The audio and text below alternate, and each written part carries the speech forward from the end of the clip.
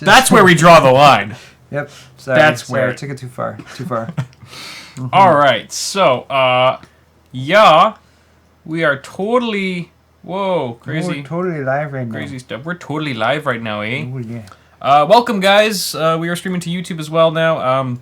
This is episode 54 of Awesome Hardware, the show that Paul and I here do every single Tuesday at 5:30 p.m. Pacific on both twitch.tv/awesomehardware and then on YouTube, we actually stream each half of the show to our respective channels.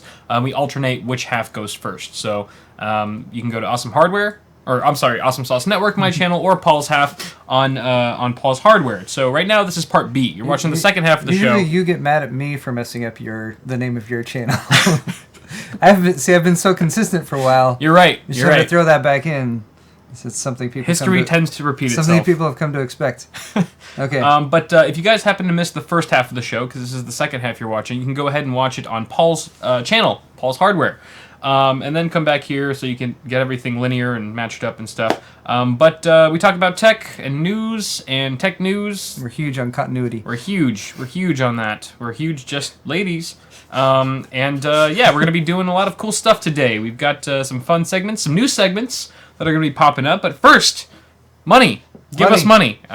Give us money because we are whores and we are complete and total sellouts. But you get something in return for the money. We're not just like, that's like how whores are, though. You know, you're right. Yeah, you get a little kickback. Whores. That's a very noble business. Yeah, you know, it is the original. You get what you pay for. The original.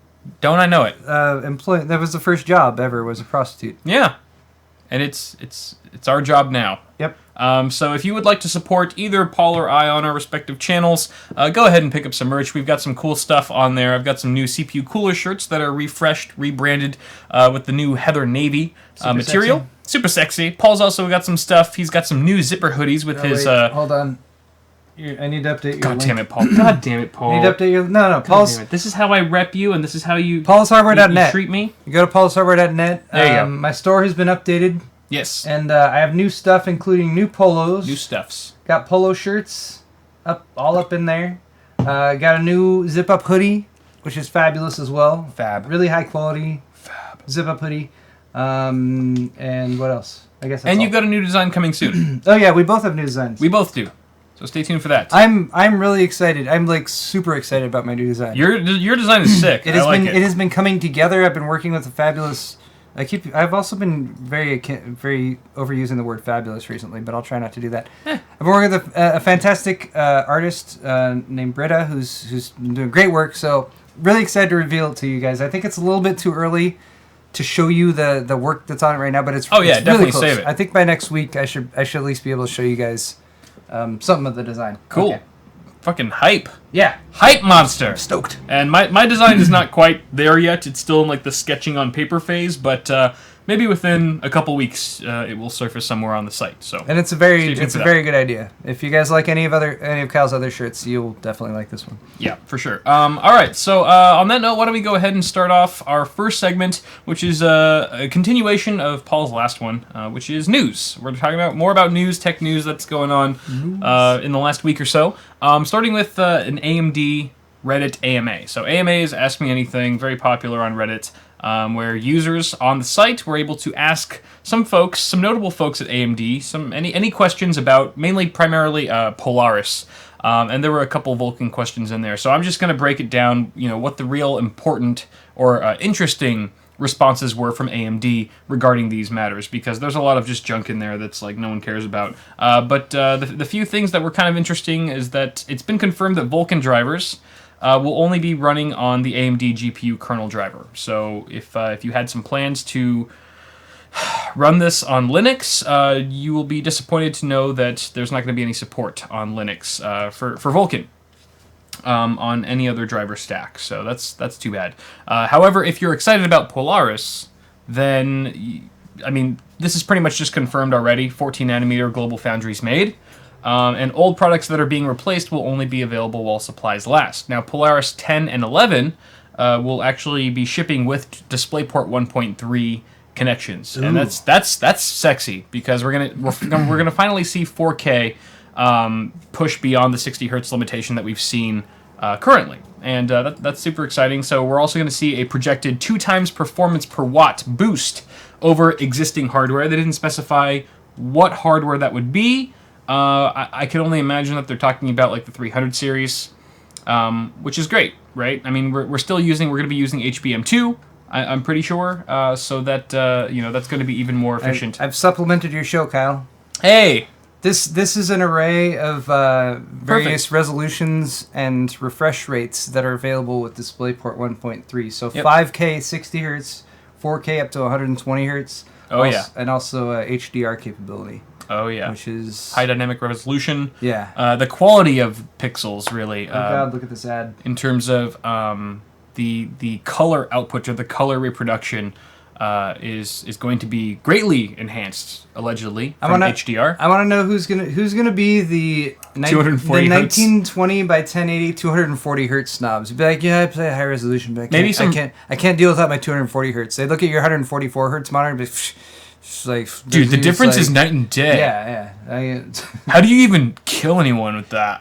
With 140? Oh. But just like having that stuff to argue about, you'll have the high res snobs. You have the people who are so into HDR.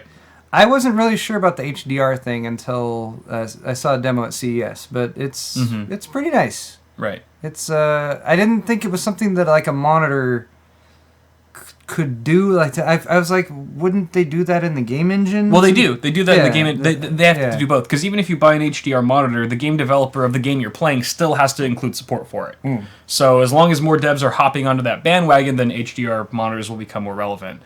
So it's kind of got to be this, on both ends, in order to work. But I mean, you were lucky enough to see it. I haven't even seen it in person. Is it really that much of a difference? It's significant enough that at least with the demo that they were showing, and granted they're using a demo that highlights the feature a lot, but they're using there's a space demo where it's just kind of floating through space and there's a little dude on an asteroid and that kind of thing, and they were showing a comparison between HDR on, HDR off, and I mean it's definitely something that at least with the demo I was like, I would definitely want that on versus off, as far as the clarity and smoothness. And just distinction between like contrast and that kind of thing. Right. Makes everything pop a lot. And that's if that becomes a thing, it'll probably eventually work its way into VR headsets too. Oh yeah. And I think that'll probably have more of an impact when it's a headset that's right on your, if it's a headset as opposed to a monitor. But exciting stuff to look forward to there from AMD.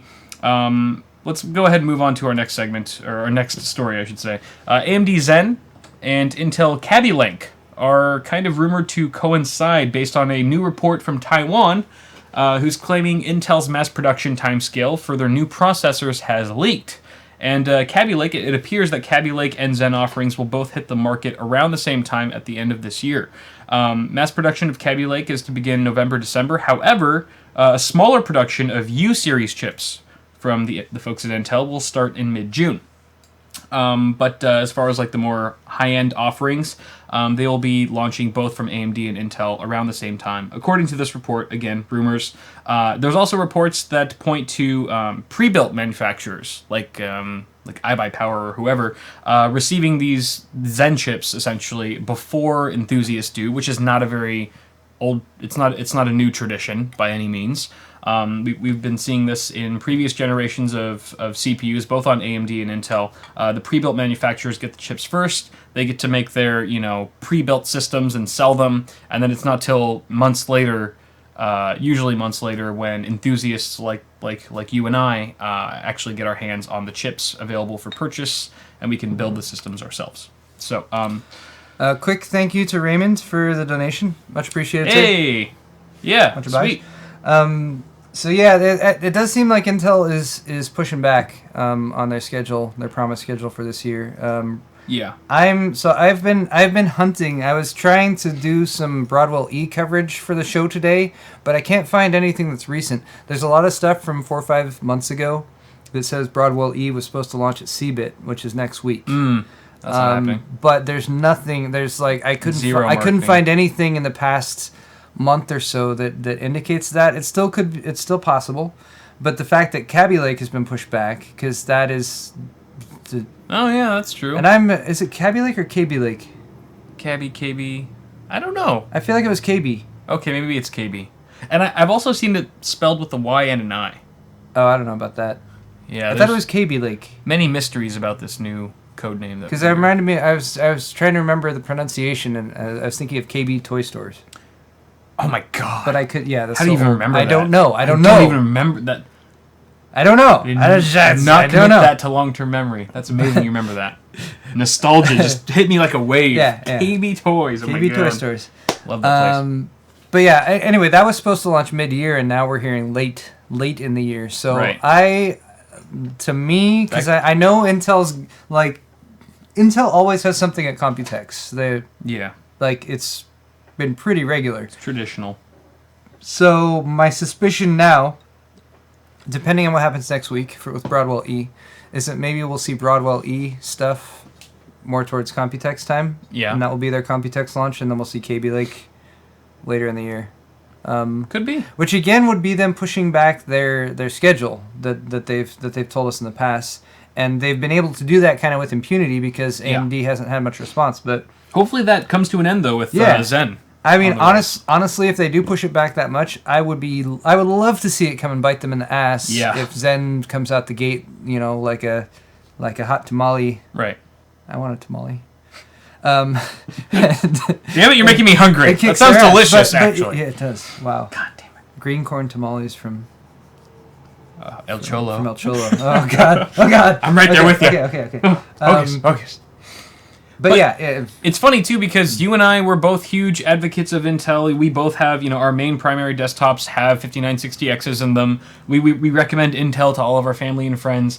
At the same time, we're like, fuck you, Intel. Like, we want AMD to come up and rise and actually give some damn competition to Intel because Intel's been able to get away with pushing things back and, having slower, longer release cycles and things like that because there's really no fire under their ass. Yeah. That is AMD.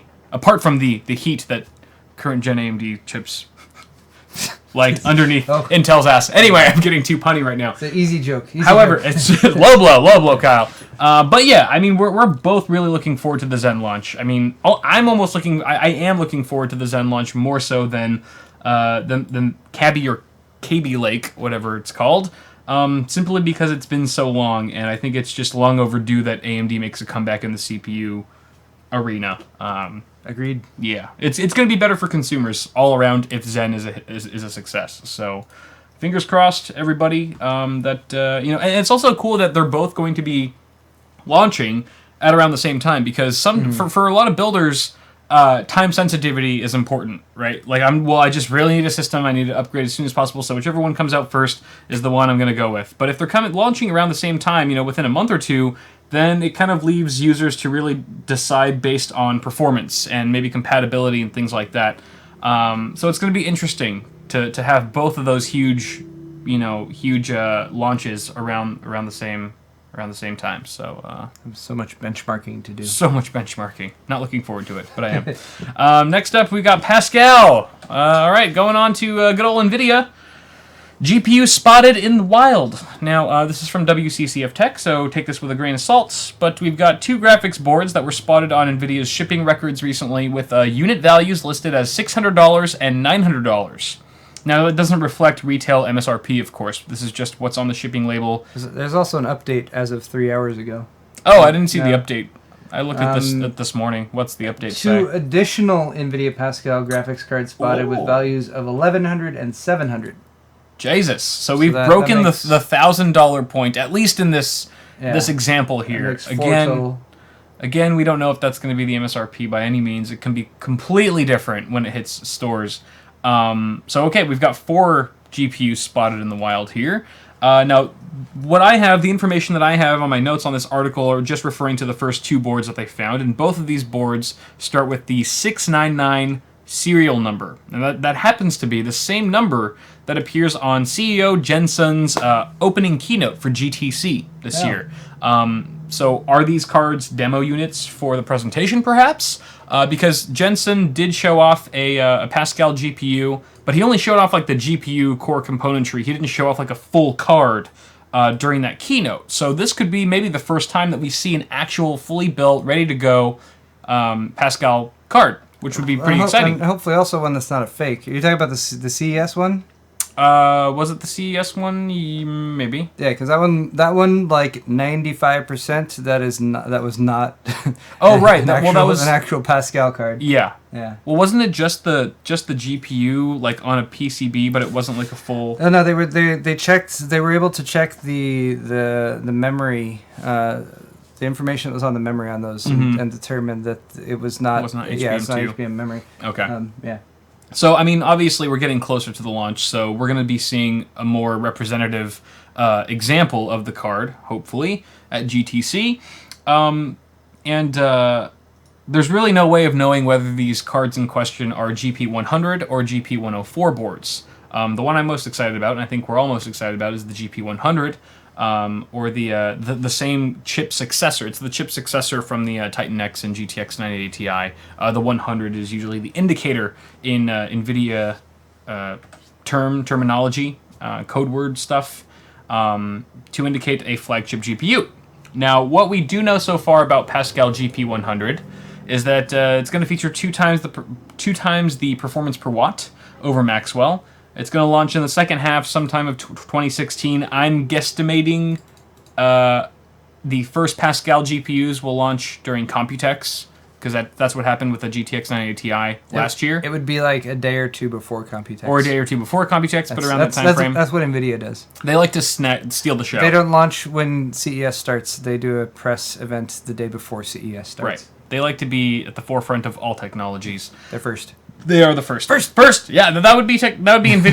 That'd be Nvidia, totally. And then we've also got HBM2 stacks, of course, ranging from anywhere from 16 gigs of VRAM to up to 32 gigs. Damn.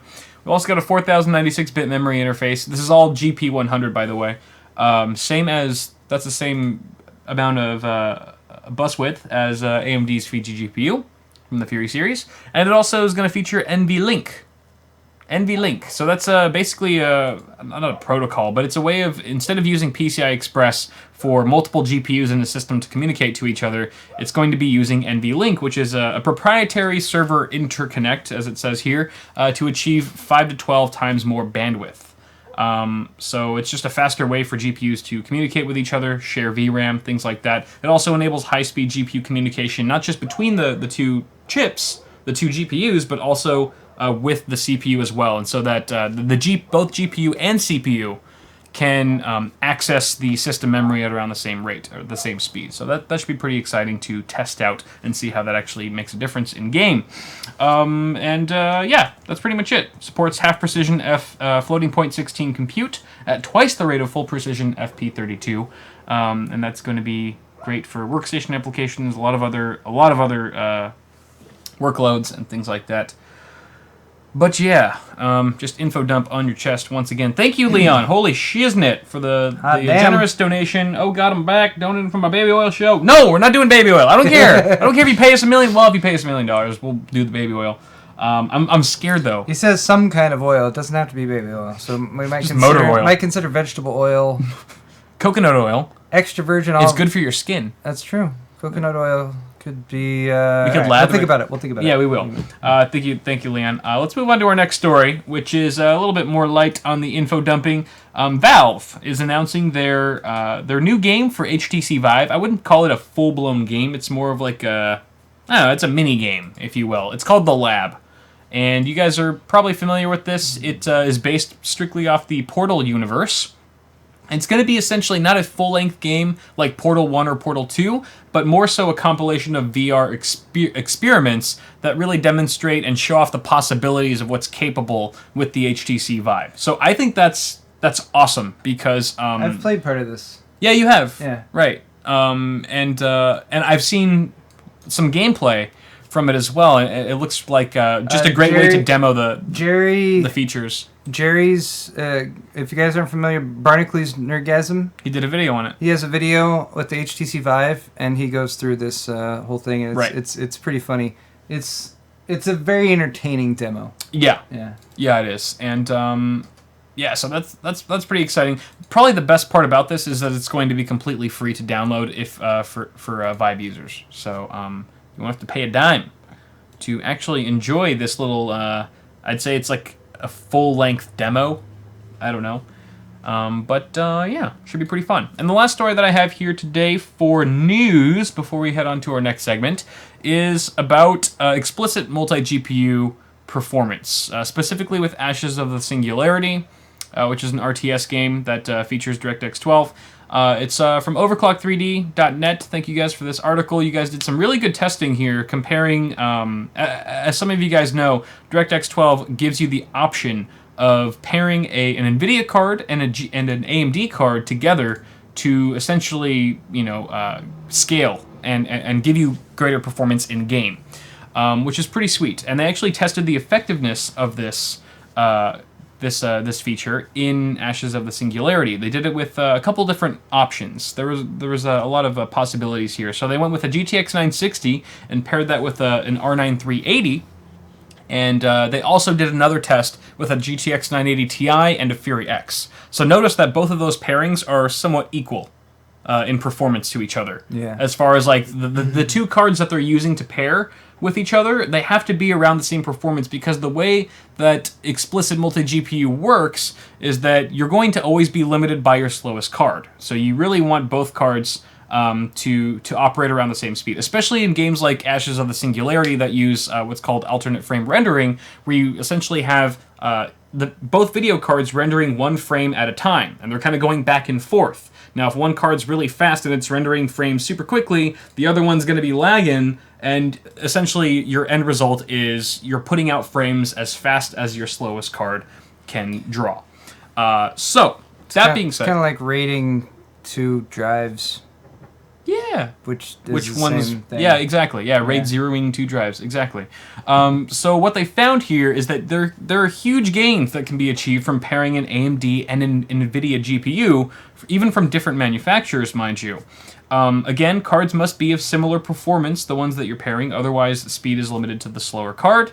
And interestingly enough, the order of which slots those cards are placed in makes a difference. A sizable difference in some cases. What they found here in the test from Overclock3D is that when the AMD card was in the first slot, the primary PCIe slot, the results were overall better, and there was increased performance that was seen throughout the tests, regardless of resolution. It's because AMD is better. And AMD is better. That's just that was their actual conclusion. Yep. AMD is better. No, what they said is this could be attributed to slightly better drivers currently at the moment on the AMD side when it comes to DirectX 12. This could very well shift in the near future, but at least as it stands right now, with Ashes of the Singularity, an AMD card in slot number 1, PCIe slot number 1, is the way to go. So this is really interesting. The other cool thing about explicit multi-GPU technologies is that this is really a developer decision to implement this feature into the game. So what that means is there's no need for a developer to work firsthand with Nvidia or AMD to make this work, to make two different cards, two different GPUs communicate to each other. And that's great because you're no longer left waiting on, a post-release of a game, like anytime there's a driver release for like SLI or Crossfire that we've seen a lot, from both Team Green and Red. You don't have to wait for that because it's built strictly hardwired into the game, and as soon as the game releases, it's already good to go. There's no ties that you have with either Nvidia or AMD. You don't have to, hope that the game has a well-optimized SLI or Crossfire profile. It's really just up to the developers to handle. Whether or not this can still be nerfed or cut out by either Nvidia or AMD is in question. I'm not sure. It doesn't seem like it would be in the best interest of either of them to do that, though. It doesn't. I mean, you just never know, but I agree with you. But this is the nice thing when you have a standard that's accessible by both sides. Yeah. Is if one side decides to create a restriction and the other side's like, we're not going to restrict it at all. Do whatever you want. Right. Then you have that. But absolutely. So this was going to be my question actually when you first started talking about this whole thing is this particular graph right here is comparing an R9 Fury X. So basically, they're taking a Fury X, which is a pretty high-end card, pairing it with a low-end card. Yeah. And you don't want to do that. Right. The Fury X is the purple bar, which, as you can see, is the top in all of these. So yeah. This was the first discussion of this is like, what is there going to be some kind of interesting like game where people like I took a 960 and a 950, you know, and a Fury, and you know that provided the best combination of you know for particular performance or that kind of thing. Right.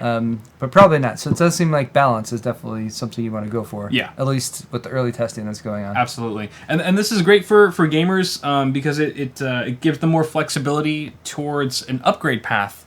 If you happen to have, you know, two opposing video cards lying around, maybe you've got a GTX 960 in your current system, and you know one system gets out of order, but it was using an R9 380 or something like that. You could easily pull that video card, slap it in your system as long as you're on Windows 10, and enjoy some pretty hefty benefits. These aren't like slight scaling increases, guys. These are like what you would typically see with a well-optimized SLI or Crossfire game. So speaking of what you would typically see, I feel like you should address Leon. Yeah, Leon. God damn it, Leon. God damn it, Leon. Damn it, Leon. Back at it again with the donations. Thank you, man. Do you think this is a fucking game, Kyle? Give the fans some weenus. Give some uvula. Uvula. That's the thing, right? Yeah, isn't that the dangly little thing dangly in the back of the throat? Only because you donated so goddamn much, Leon. Holy shit. Some non-sexual body parts. Paul, you can too. Weenus, is that your elbow? Is that what that is? I think weenus is elbow. Or it's like a wide penis. Look at that. Look at that. See? You take your elbow right here and you just grab it. Oh my god. And squeeze as hard as you possibly can. It doesn't hurt. I should change the title of my half to Paul shows his weenus. You know how many more hits that's going to get than like Pascal leaks or like Zen versus Kaby Lake? See, Paul shows his weenus. That's going to dominate. This part of me right here is functionally immortal. Right? Why don't more people pierce that? You know, like people pierce the ears. Why don't you pierce your weenus? Like, yeah, I got my weenus pierced because it hurts the least. You know, it's like a good entry level. Anyway, thanks, Leon. It needs to maintain flexibility, probably. Sorry, not safe for work. We forgot to use the not safe for work warning. Yeah. So cool. Thanks, Overclock 3D, for that interesting test of the explicit multi-GPU. I like that. Yeah, it was really cool. But now we're going to move on to our second... Wow, we're only on our second... okay, we got Q&A at the end, so that's not going to take up much time. But we've got our second segment here, which is What's the Deal? What's the deal? Yeah. What is the fucking deal? Hey, I'm telling you what the deal is right now, bro. Oh, you know what I should do is we should have the... Wait, where'd it go? Yeah! All right, so we have a lower thirds for this. What's the deal is when there it is. What's the deal? Yeah, you like that? Isn't that the best? Isn't she so happy because not only did she get a bunch of awesome clothes and new shoes, but she also picked up a Titan on her way out. Women be shopping. Women be shopping. Why is that so funny? I don't know. It's just the whole context of women. Who originally said that? Is that women? The first time and the only time I've ever heard it was Dave Chappelle in The Nutty Professor. Yeah. When he's Reggie, he's like the really annoying comedian, and he's super annoying. And he's like, "Women be shopping. Women be shopping. Lord knows women be shopping." You just gotta. That's all he says. Repeat that over and over. That's the only place I've heard. But Dave Chappelle, godlike. All right. Anyway, she's having a great time. She is. And you guys can have a great time, too, by picking up some of these awesome deals that are going around on Amazon. So, deals. If you're interested in picking up any of these items, they are limited time deals. They are in the video description on YouTube. So, Twitch viewers, hop over to my YouTube channel and check the video description. I will have all the links posted there. So, the first one is a Samsung 128 gig on-the-go USB 3 drive. On the go. Yep, you're getting $10 off, going from $47 on sale at $37. So this is cool. If you like watching movies on your tablet or something like that on the plane, or if you're just on the go camping, whatever, what have you.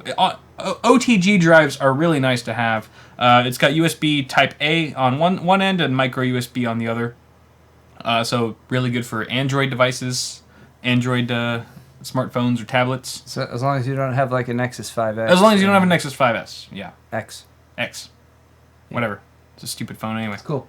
Next up, we've got Logitech M510 wireless mouse. Now, this is a pretty well-reviewed and very popular wireless mouse. If you're just looking for, I don't know, maybe an HTPC mouse that you want to use long distance in your living room, or you just want a wireless solution that's not super, and you're not super competitive with gaming, and you want to go cordless, $14, dude. 14? I might pick it up just because it's so damn cheap. It's usually $40, and it's down to 14. It is nice to have a tiny little cordless mouse. Good for laptops.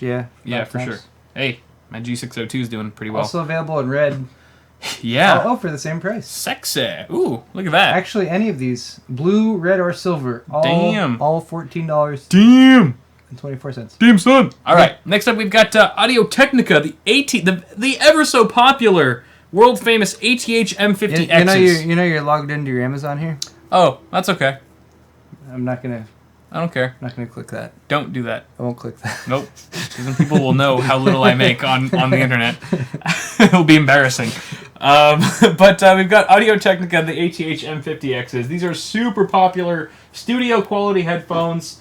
They're usually around $170, but you can get them right now for $120 or $119. I've never tested these out, but Ed from TechSource uses these headphones, and he has nothing but great things to say. Detachable 3.5 millimeter. That's not three. That's different. Is that though. I wonder. Well, no. I mean, it comes. Does it really come with all these cables? That's perspective. No, clearly it's a 1 point. It's an 1/8 inch on the right, and I think it might 1.5? be the smaller version on the left. I forget what it is. Really? Yeah. No, I've seen it before. Isn't that for like mobile phones? I've seen it used here and there. I'm not sure. Honestly, I'm not sure. That's peculiar. It just looks. It definitely looks like a smaller plug, though, doesn't it? I think it's just because it's further away from the camera. No, I can zoom in. Anyone who has the It's a small plug. If you have the No, that's clear. See, that's M50Xs. That's a big plug. It's a small plug. Huh. But they do include an adapter, I believe. Well, if they include all these cables, you're good. I'm pretty sure they do. Yeah, it's just something to bear in mind if you can't use a standard 1/8 inch extension on it. But, yeah, that's true. Anyway, but excellent headphones, super portable as well, and comfortable from what I hear. Sweet. Yeah. Cool. Yeah, 117. 2.5 to 3.5 millimeter proprietary. 2.5 inch. Yeah. Yep. 2.5 millimeter. Sorry. Yes. Okay. Okay. The next one is the Rankie USB 3.1 Type-C to USB 3 Type-A cable at $7. It's still $7. I was wondering when it was going to go away, but it's still $7, down from $30. Big savings if you have a Type-C device like the Nexus 5, right? 5X. 5X, which I believe has a Type-C, right? Yes, it does. Yeah. That's why I said that. Yes. Yeah, $7 for a cable, cheaper than what you'd pay elsewhere, I suppose. But those are all the things for the US. These are all US links, by the way. So if you're from the US and you like any of these, then you can enjoy the benefits of these deals. However, if you're in the UK and you're wondering, well, Kyle, you haven't that is a good you haven't deal given me for any a Type-C cable. I don't get anything out of this, Kyle. I'm in the UK. Where's all the deals from where I'm at, chap? Lad? Sonny boy? Well, I've got something for you. I'll give you a thorough rogering. Thorough rogering right now in your bloody wanker. bloody wanker. English phrases are funny. You know, only a bloody wanker would have a bloody wanker. All right. You know what I mean? Because you'd have to be a bloody wanker. Now I'm picturing it to have a wanker that's bloody. Anyway. Sounds gross. All right. UK. Belkin. Yay. A multi-plug Could there be anything more UK in than this surge protector? Why is the plug all weird? Because it's the different planet, Paul. And they have two USB ports which are the same, which I recognize the USB ports, but the plugs are completely just weird. And I don't approve of things that are different than me. Do you think Belkin has ever actually given anyone £25,000 for products that have been damaged by this product? If not, I'll be the first. Okay. Anyway, £14.99. Yeah. I mean, it's pretty heavy for a surge protector that's travel size. But honestly, These look pretty cool. I would buy the US version of this if they had it, It's and $10 they off. probably do. That's a good deal. $10 off, and it's going from 25 to 15. Convenient, and it convenient features to have for a hotel room. I like how it has two 2.4 amp USB charging ports. Yeah, right there on that's top. nice. I could really use one of these at like Computex, but the US version. I wish they would have spaced them out more though. Yeah, for the big charging cables. Yeah. But if you have big charging cables, then screw you. Okay. You're doing it wrong. Okay. All right, next up we've got the Antec ISK 300. This is a small Mini-ITX case. If I don't know, it piqued my interest. It's only like what, 10, 15 bucks off. But it comes with a 150 watt power supply. I thought those USB ports at the front were USB 2, and I was like, ugh, super low quality. But they're actually 3. Oh really? They're actually USB 3 ports at the front. And this is a very tiny case that does not suit a graphics card, a discrete card by any means. No, not at all. However, if you wanted to take advantage of maybe the new AMD APU that just hit, or that's hitting soon, I can't remember if it's out already. But if you want to do like a nice little HTPC, or even like a really light casual gaming rig, and take a very small footprint with an included power supply, this is a pretty good deal at just 63 pounds, whatever that is in USD. I'm trying to show the end. I'm just telling them, yeah, it's a good deal. Like, I have no idea what 63 pounds is. It's probably like what, $75. But they put the power supply at the front under the the optical. There's a slot loading or a slim loading optical drive at the top too. Interesting. Yeah. This kind of reminds me of the Thermaltake one that I think you put together once at Newegg. Thermaltake had a very similar one. But this is like half height compared to that. Yeah, that's true. It's even got an expansion slot, so you could fit. Yeah. You could do a graphics card. Yeah, in here. that's true. It would have to be a slim graphics card though. Right. But yeah, Cool. interesting. Kill. God damn it, Leon. What? Again back at it again with the donations. Jesus Christ, man, you're making me more than YouTube makes me. This is insane. Some nights I dream of Kyle. Some nights I dream of Paul. Lately though, I dream of meat. Of being the meat in an awesome hardware sandwich. Okay, now you're starting to creep me out, man. I'm afraid what you're gonna feel entitled to do to me with another donation. I'm wondering what kind of sauce would go on that sandwich. What kind of awesome sauce? Well, you gotta have some. You gotta have something. You know, you don't want it to be dry. That's if you're having an awesome sauce sandwich, you don't want it to be dry. Well, I think, but between the both of us, we can come up with some good sauce that really, lubricates the. That's true.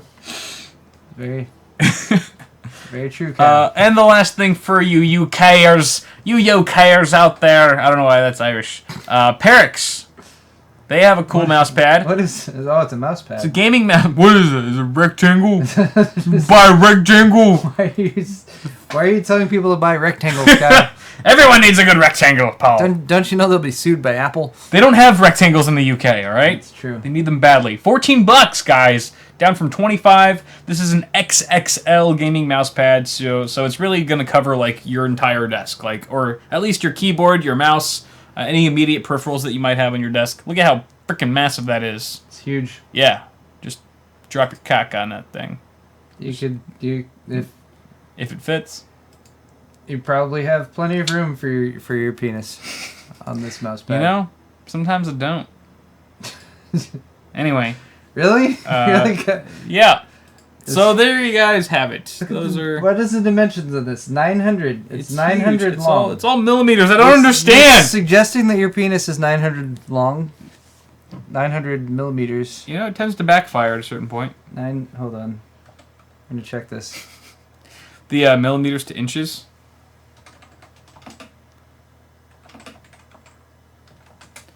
to inch. 35 inches. Damn. All right, 35 inches. It's a big one.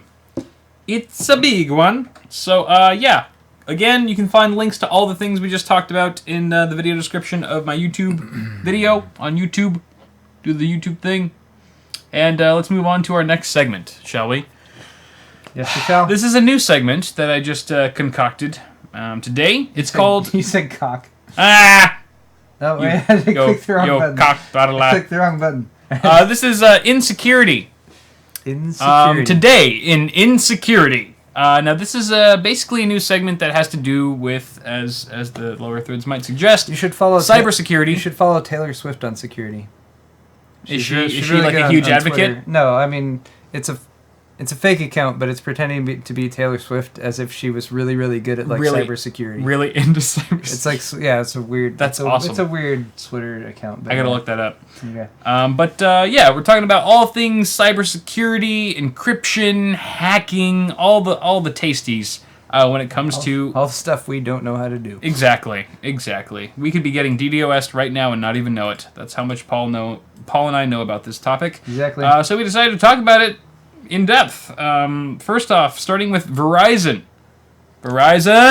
They're eating $1.35 million. I'm sure they'll be full after eating that much, Paul. I'm so hungry. Oh, tamales. It'll be good.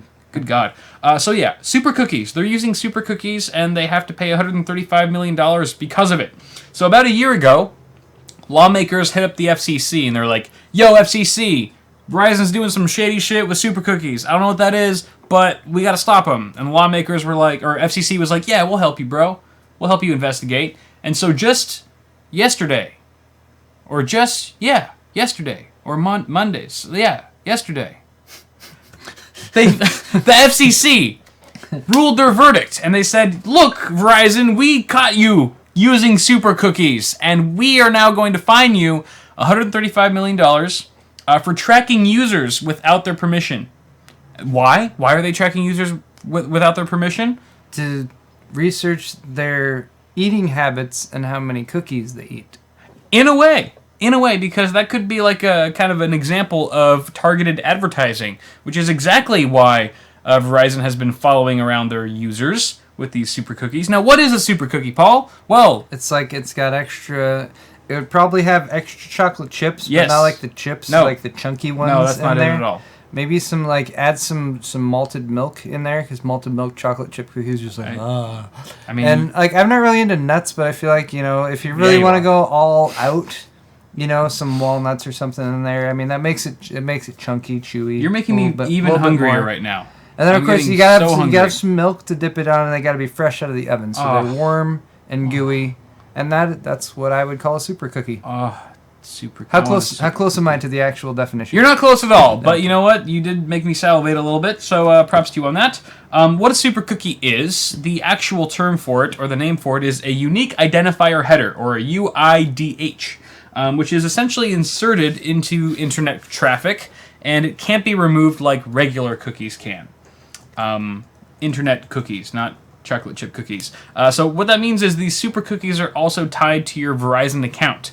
There is no option for opting in or opting out of interfacing with super cookies, and they pretty much you can't escape the super cookie until about April of last year, when Verizon was like, okay, all right, FCC's on our ass. We'll give our users the option to opt out of super cookie tracking, which sounds great, right? But however, do you know, are any of your parents or people that you know that aren't really tech savvy, would they even be aware that they were automatically opted in to being tracked by super cookies in the first place? No, probably not. So how the hell would they even know to make the manual decision to opt out of it? They really wouldn't. So it was kind of a half-assed effort on Verizon's part to say, look, FCC, we're doing good things. Hey, look at us. Okay, they really, really need a different name for this other than Super Cookie, because Super Cookie sounds way too hungry. Super Cookie sounds awesome. It really does. They need a name that's shitty, awful, butt rape thing. I don't know. Butt rape cookie? Butt rape cookie. Even that sounds like it could be tasty. Call it the... You're right.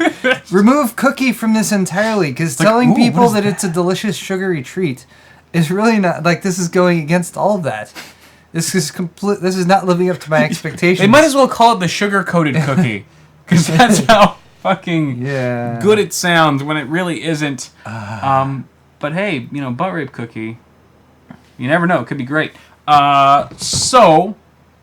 that's pretty much the moral of the story. Don't use super cookies if you're a big ass company like Verizon, or you'll end up paying or $1.35 million in fines. And also, Verizon must submit to a 3-year compliance program to ensure that it's complying with the FCC's terms and protecting the privacy of its customers. And it's funny here because a Verizon spokesperson said, as a reminder, this is Verizon talking, as a reminder, we never share information with third parties that identifies our customers as part of our advertising programs.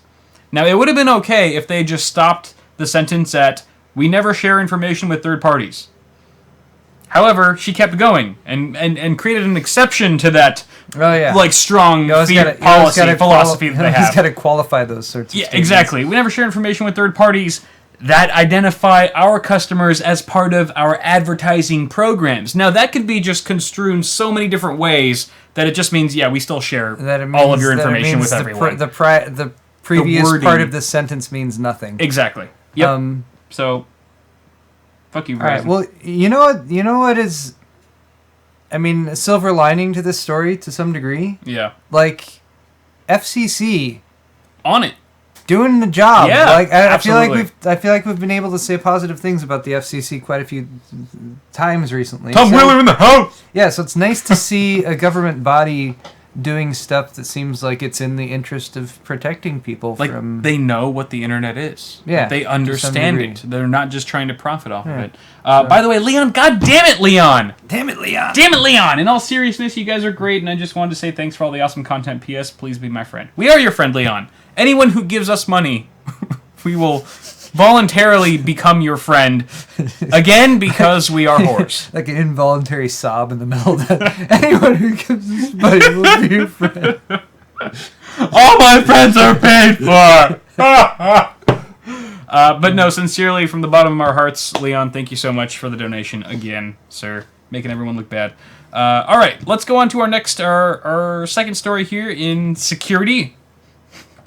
Is about a hacker who has uncovered the Tesla P100D battery option for Model S and Model X. Let me go ahead and explain this. Nice. A hacker by the name of Jason Hughes, he turned a battery pack that he had found from a wrecked Tesla, a completely totaled Tesla, into a storage array for his solar panels.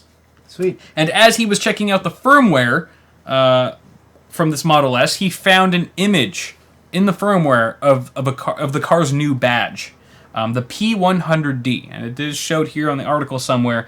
The P100D, this image, this is probably just a JPEG or something. It indicates, it essentially indicates that Tesla's planning to bump up the battery capacity of the Model S to 100 kilowatt hours sometime in the future, which is pretty exciting. Now no one had reported this previously, so Jason Hughes was the first to discover it, and he tweeted about his discovery. And right after he tweeted, shortly after that, he reported that Tesla used some unknown method to attempt to downgrade his P85D to an older firmware. So it was like Tesla saw his tweet and was like, you fucker, we're going to downgrade your firmware and make you outdated.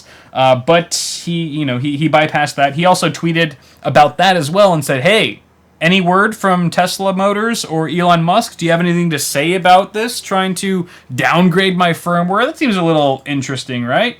The only person to reply back was Elon Musk, and he tweeted back to Jason, the hacker, saying, the move was not done at his request. Good hacking is a gift. So, good guy Elon Musk standing up for the hackers, saying that, he had nothing to do with any kind of shenanigans there on... the hacker's personal vehicle, but Elon Musk is known to kind of get butthurt with other people, talking trash on Tesla cars and stuff like that. But apparently this wasn't the case. Everything's cordial and good between the hacker and Elon Musk and Tesla. Everybody's happy. But the moral of the story is, if you have a Model S, you might be expecting a nice little boost in your battery capacity, and that'll get you some more mileage as well.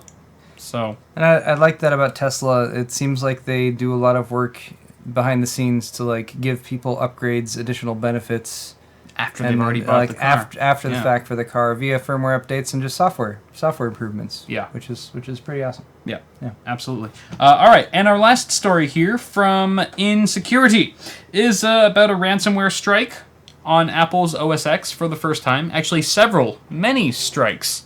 with ransomware. Now, an application called KeyRanger has attacked a large number of Mac users with ransomware. Now, if you guys aren't familiar with what that is, it's a type of Trojan that holds the personal files of a PC, like JPEG images, MP4s, all kinds of stuff. It holds those images hostage, or those files hostage, until the victim sends the attacker, in this case, 1 Bitcoin, which is equivalent to about 400 USD, to have the files returned.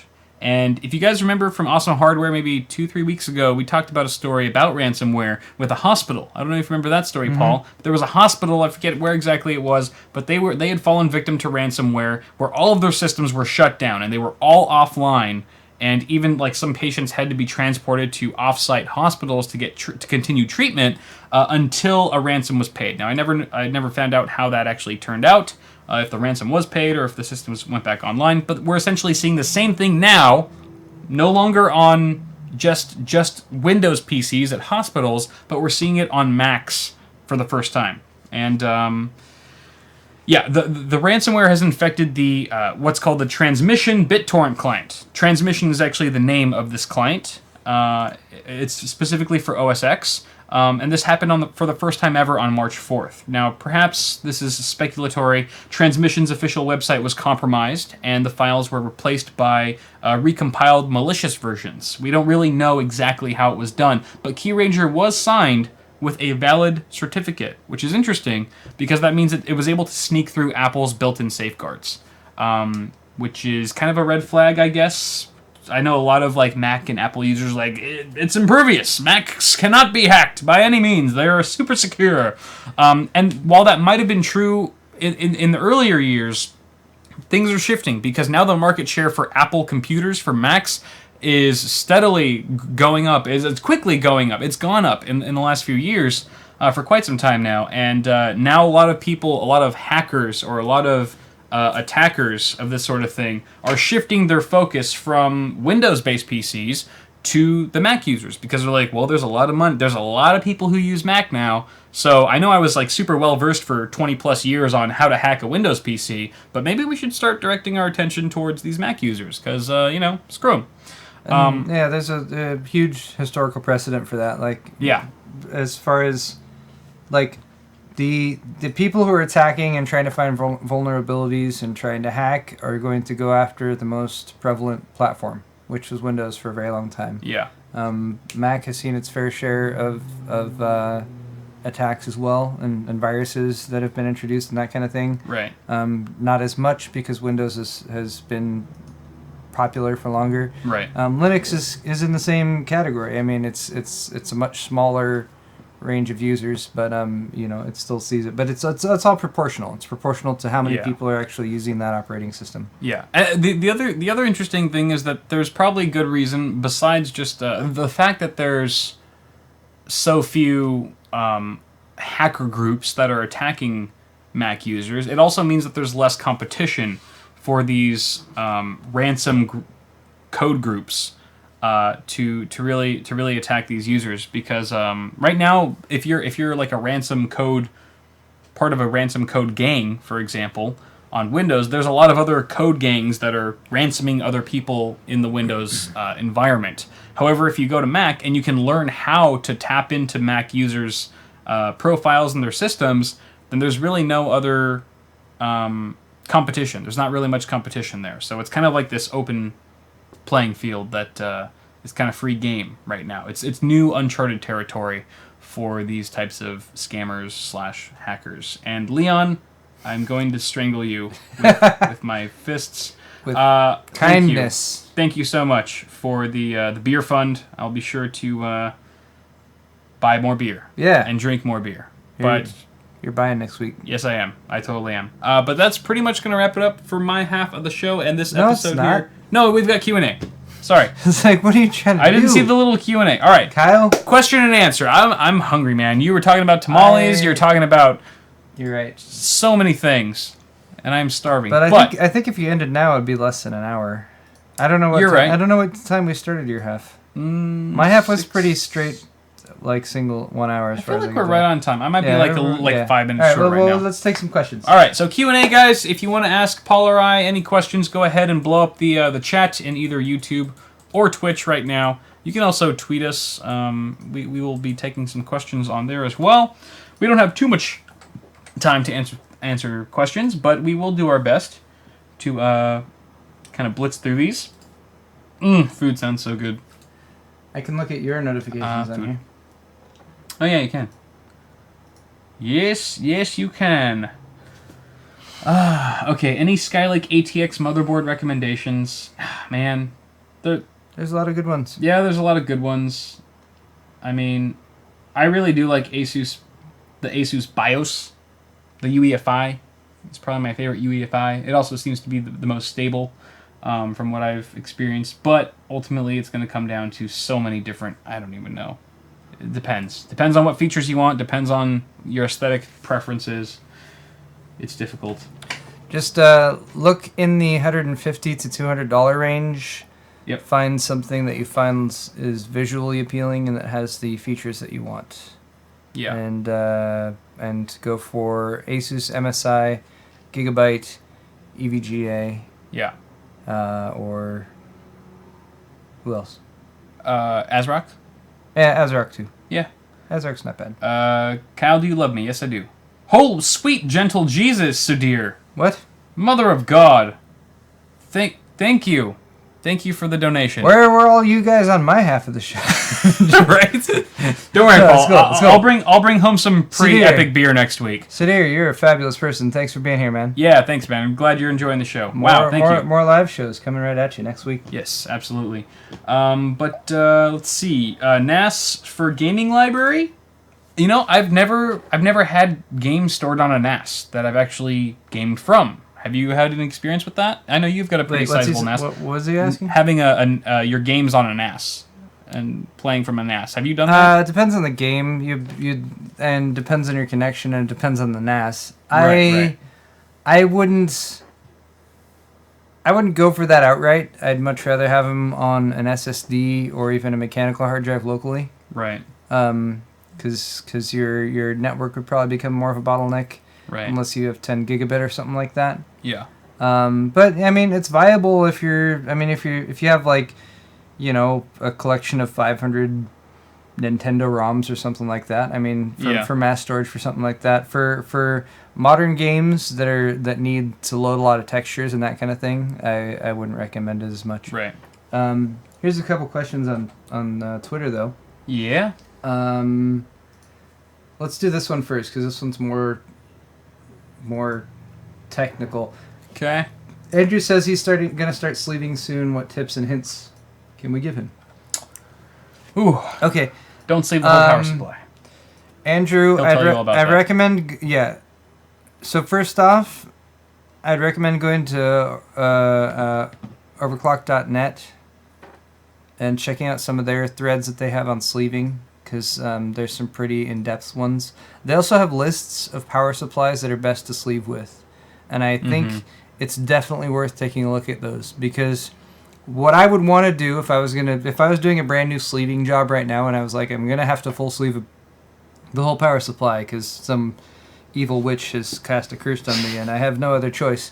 Right. I would want to make sure, one, it's completely modular. Every plug can be completely unplugged, so I'm only sleeving individual cables, and I don't have to sleeve any cables that are hardwired to the power supply.